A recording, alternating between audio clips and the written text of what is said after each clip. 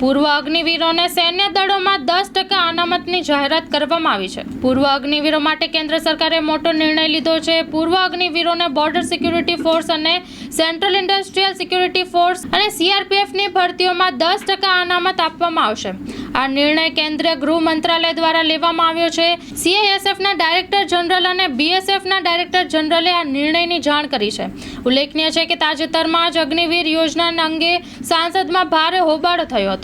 ભવિષ્યમાં બીએસએફ અને સીઆઈએસએફની તમામ નિમણૂકોમાં પૂર્વ અગ્નિવીરો માટે 10% અનામત રાખવામાં આવશે।